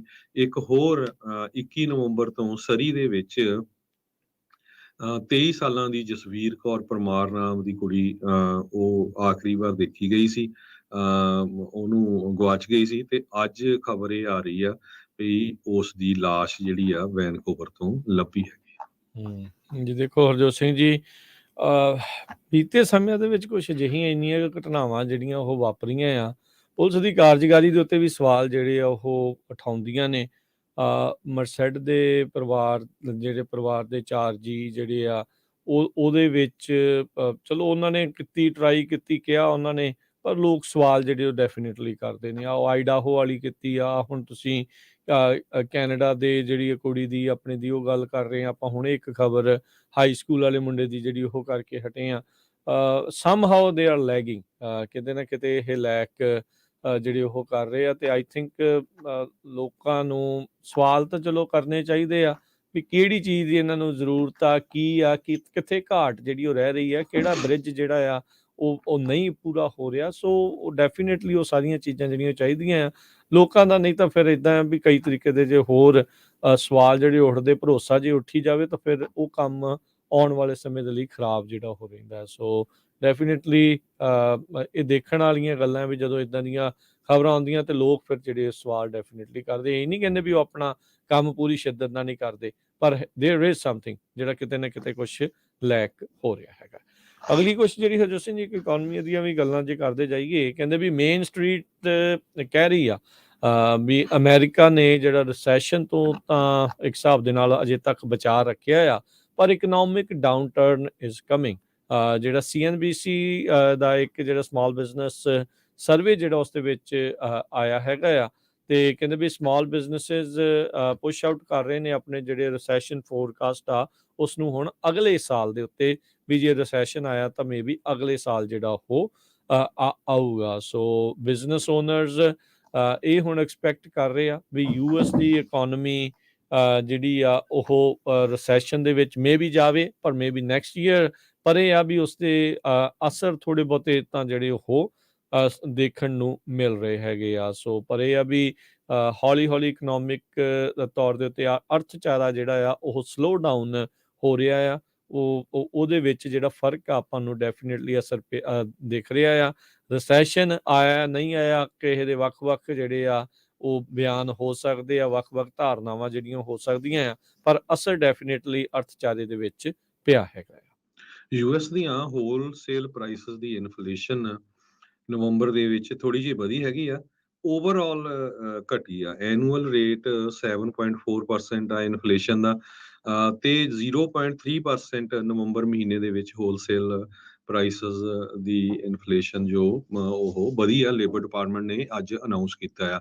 ਇਕੋਨੋਮਿਸਟ ਜੋ ਵਾਲ ਸਟਰੀਟ ਜਰਨਲ ਦੇ ਆ ਉਹ ਐਕਸਪੈਕਟ ਕਰ ਰਹੇ ਸੀ ਵੀ 0.2% ਵਧੂਗੀ, ਪਰ ਲਗਾਤਾਰ ਇਹ 0.3% ਵਧੀ ਹੈਗੀ ਆ। ਫੂਡ ਪ੍ਰਾਈਸਿਸ 3.3% ਜੰਪ ਹੋਈਆਂ ਆ, ਪਿਛਲੇ ਮਹੀਨੇ ਨਾਲੋਂ 0.8% ਜ਼ਿਆਦੇ ਆ। ਕਾਸਟ ਆਫ એનર્ਜੀ ਵੀ 3.3% ਨਵੰਬਰ ਮਹੀਨੇ ਦੇ ਵਿੱਚ ਅਪ ਗਈ ਆ, ਜੋ ਕਿ 2.3% ਪਿਛਲੇ ਮਹੀਨੇ ਨਾਲੋਂ ਜ਼ਿਆਦੇ ਹੈਗਾ ਆ। ਟ੍ਰੇਡ ਸਰਵਿਸ ਦੇ ਵਿੱਚ ਵੀ 0.7% ਇਨਕਰੀਜ਼ ਹੋਇਆ ਹੈਗਾ। ਸੋ ਓਵਰਆਲ ਜੇ ਆਪਾਂ ਦੇਖਦੇ ਜਾਈਏ, ਗੈਸ ਦੀਆਂ ਕੁਝ ਪ੍ਰਾਈਸਿਸ ਜ਼ਰੂਰ ਘਟੀਆਂ ਹੈਗੀਆਂ। $4 ਦੇ ਲਾਗੇ ਛਾਗੇ ਕਈ ਜਗ੍ਹਾ ਤੁਹਾਨੂੰ ਮਿਲ ਜਾਂਦੀ ਆ, ਪਰ ਬਾਕੀ ਜੋ ਖਾਣ ਪੀਣ ਦਾ ਸਮਾਨ ਆ ਉਹ ਹਜੇ ਵੀ ਜਿਹੜਾ ਆ ਕਾਫੀ ਮਹਿੰਗਾ ਹੈਗਾ ਆ। ਤੇ ਜਾਂਦੇ ਜਾਂਦੇ ਇਹ ਵੀ ਦੱਸਦੀ ਜਾਈਏ, ਜੈਨਟ ਜੈਲਨ ਜੋ ਟ੍ਰੇਜਰੀ ਸੈਕਟਰੀ ਆ ਜੀ, ਅਮਰੀਕਾ ਦੇ ਇਤਿਹਾਸ ਦੇ ਵਿੱਚ ਪਹਿਲੀ ਵੂਮਨ ਹੋਈ ਆ ਜਿਸ ਦੇ ਸਿਗਨੇਚਰ ਹੁਣ ਤੁਸੀਂ ਆਪਣੇ ਡਾਲਰਸ ਦੇ ਉੱਤੇ ਦੇਖੋਗੇ, ਜੈਨਟ ਜੈਲਨ ਦੇ। ਸੋ ਕਹਿੰਦੀ ਵੀ 1971 ਦੇ ਵਿੱਚ ਜਦੋਂ ਉਸਨੇ PhD ਕੀਤੀ ਸੀ ਇਕਨੋਮਿਕਸ ਦੀ ਤੇ ਯੇਲ ਯੂਨੀਵਰਸਿਟੀ ਤੋਂ, ਕਹਿੰਦੀ ਵੀ ਮੈਂ ਸਿਰਫ ਉਸ ਟਾਈਮ ਤੇ 6 ਹੀ ਲੇਡੀ ਸੀਗੀਆਂ ਤੇ ਮੇਰੇ ਤੋਂ ਪਹਿਲਾਂ ਤਾਂ ਕਹਿੰਦੀ ਕਿਤੇ ਕਿਤਾਈ ਕੋਈ ਹੁੰਦੀ ਹੋਊਗੀ। ਤੇ ਸੋ ਬਹੁਤ ਲੰਮਾ ਸਮਾਂ ਲੱਗਾ ਇੱਥੇ ਤੱਕ ਪਹੁੰਚਣ ਦੇ ਲਈ। ਸੋ ਬੜੇ ਲੰਮੇ ਸਮੇਂ ਤੋਂ ਵੱਖ-ਵੱਖ ਅਹੁਦਿਆਂ ਦੇ ਉੱਤੇ ਜੈਨਟ ਜੈਲਨ ਨੇ ਕੰਮ ਕੀਤਾ ਹੈਗਾ ਆ। ਕਈ ਕੰਟਰੋਵਰਸੀਜ਼ ਵੀ ਰਹੀਆਂ ਉਹਨਾਂ ਦੇ ਸਮੇਂ ਦੇ ਦੌਰਾਨ। $1.9 ਟ੍ਰਿਲੀਅਨ ਦਾ ਅਮਰੀਕਨ ਰੈਸਕਿਊ ਪਲਾਨ ਵੀ ਪਿਛਲੇ ਸਾਲ ਪਾਸ ਕੀਤਾ ਗਿਆ ਸੀ। ਜੀ। ਸੋ ਇਹ ਵਧਾਈਆਂ ਬਿਲਕੁਲ ਜੈਨਟ ਜੈਲਨ ਨੂੰ, ਕਿਉਂਕਿ ਉਹਦੇ ਸਿਗਨੇਚਰ ਹੁਣ ਡਾਲਰਸ ਦੇ ਉੱਤੇ ਤੁਸੀਂ ਦੇਖੋਗੇ। ਜੀ ਬਿਲਕੁਲ। ਤੇ ਹਰਜੋਤ ਸਿੰਘ ਜੀ, ਸਮਾਂ ਆਪਣੇ ਪ੍ਰੋਗਰਾਮ ਦਾ ਜਿਹੜਾ ਉਹ ਸਮਾਪਤ ਹੈ। ਦੱਸ ਜੀ, ਇਸ ਤੋਂ ਅਗਲਾ ਪ੍ਰੋਗਰਾਮ 10 ਤੋਂ 11 ਵਜੇ ਦੇ ਵਿੱਚ ਪ੍ਰੋਗਰਾਮ ਪੇਸ਼ ਕੀਤਾ ਜਾਊਗਾ ਆਤਮਿਕ ਆਨੰਦ। ਤੁਸੀਂ ਗੁਰਬਾਣੀ ਦੇ ਜਿਹੜੇ ਸ਼ਬਦ ਸਰਵਣ ਕਰਨ ਦੇ ਲਈ ਕਾਲ ਕਰ ਸਕਦੇ ਹੋ। ਉਸ ਪ੍ਰੋਗਰਾਮ 'ਚ ਨਜ਼ਰੀਆ ਪ੍ਰੋਗਰਾਮ 11 ਤੋਂ 1 ਵਜੇ ਦੇ ਵਿੱਚ, 1 ਤੋਂ 2:30 ਵਜੇ ਤੱਕ ਪ੍ਰੋਗਰਾਮ ਪੇਸ਼ ਕੀਤਾ ਜਾਊਗਾ। ਕੁਝ ਗੱਲਾਂ, ਕੁਝ ਗੀਤ, ਆਪਣੇ ਫਰਮਾਇਸ਼ੀ ਗੀਤਾਂ ਦਾ ਪ੍ਰੋਗਰਾਮ, ਤੇ ਫਿਰ 3 ਤੋਂ 4 ਵਜੇ ਤੱਕ ਪ੍ਰੋਗਰਾਮ ਸਾਂਝੀ ਸੱਤ ਵੱਖ-ਵੱਖ ਵਿਸ਼ਿਆਂ ਦੇ ਉੱਤੇ ਉਸ ਦੇ ਵਿੱਚ ਗੱਲਬਾਤ ਹੁੰਦੀ ਆ। 4 ਤੋਂ 5:30 ਵਜੇ ਤੱਕ ਪ੍ਰੋਗਰਾਮ ਘਰ ਸੰਸਾਰ, ਤੇ 5:40 ਦੇ ਉੱਤੇ ਅਪਡੇਟ ਕੈਲੀਫੋਰਨੀਆ, ਅਮਰੀਕਾ ਦੀਆਂ ਤੇ ਕੈਲੀਫੋਰਨੀਆ ਦੀਆਂ ਜਿਹੜੀਆਂ ਅਹਿਮ ਖਬਰਾਂ ਦੇ ਉੱਤੇ ਝਾਤ ਹੋਊਗੀ। ਤੇ 6 ਤੋਂ 8 ਵਜੇ ਤੱਕ ਗੁਰਬਾਣੀ ਦੇ ਸ਼ਾਮ ਦੇ ਦੀਵਾਨ, 8:30 ਵਜੇ ਪ੍ਰੋਗਰਾਮ ਪੇਸ਼ ਕੀਤਾ ਜਾਊਗਾ ਦੀਪਕ ਸ਼ਰਮਾ ਜੀ ਦੇ ਨਾਲ ਖਬਰ ਤੇ ਨਜ਼ਰ। ਤੇ ਫਿਰ ਜਿਹੜੇ ਬਾਅਦ ਦੇ ਵਿੱਚ ਅੱਜ ਫੀਫਾ ਵਰਲਡ ਕੱਪ ਦੇ ਜਿਹੜੇ ਕੁਆਟਰ ਫਾਈਨਲ ਦੂਸਰਾ ਹੋਣਾ ਆ, ਉਸ ਦੀਆਂ ਵੀ ਜਿਹੜੀਆਂ ਅਪਡੇਟਸ ਆ ਉਹ ਆਪਾਂ ਲੈ ਕੇ ਹਾਜ਼ਰ ਹੋਵਾਂਗੇ।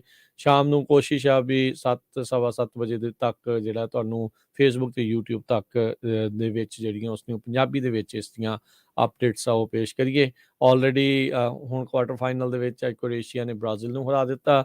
ਦੂਸਰਾ ਮੁਕਾਬਲਾ ਅਰਜਨਟੀਨਾ ਤੇ ਨੀਦਰਲੈਂਡ ਦਾ ਹੋਣਾ ਆ, ਉਹ ਵੀ ਫਸਵਾਂ ਮੁਕਾਬਲਾ ਹੋਣ ਦੀਆਂ ਸੰਭਾਵਨਾਵਾਂ ਨੇ। ਕੀ ਜਿਹੜਾ ਉਹ ਰਹਿੰਦਾ ਆ, ਕਿੱਦਾਂ ਹੋਊਗਾ, ਉਸ ਦੀਆਂ ਅਪਡੇਟਸ ਲੈ ਕੇ ਜਿਹੜਾ ਬਾਅਦ ਦੇ ਵਿੱਚ ਆਪਾਂ ਉਦੋਂ ਹਾਜ਼ਰ ਹੋਵਾਂਗੇ। ਹੁਣ ਲੈਂਦੇ ਹਾਂ ਜੀ ਇਜਾਜ਼ਤ ਮੇਰੇ ਰਾਜਕਨਵੀਰ ਸਿੰਘ ਵੱਲੋਂ ਤੇ ਹਰਜੋਤ ਸਿੰਘ ਵੱਲੋਂ। ਤੁਹਾਨੂੰ ਸਾਰਿਆਂ ਨੂੰ ਪਿਆਰ ਸਤਿਕਾਰ ਸਹਿਣ ਕੀ ਚਾਹੀ ਸਤਿ ਸ੍ਰੀ ਅਕਾਲ। ਜਿਉਂਦੇ ਵਾਸਤੇ ਰਹੋ, ਹੱਸ ਖੇਲਦੇ ਰਹੋ, ਸੁਣਦੇ ਰਹੋ ਪੰਜਾਬੀ ਰੇਡੀਓ USA।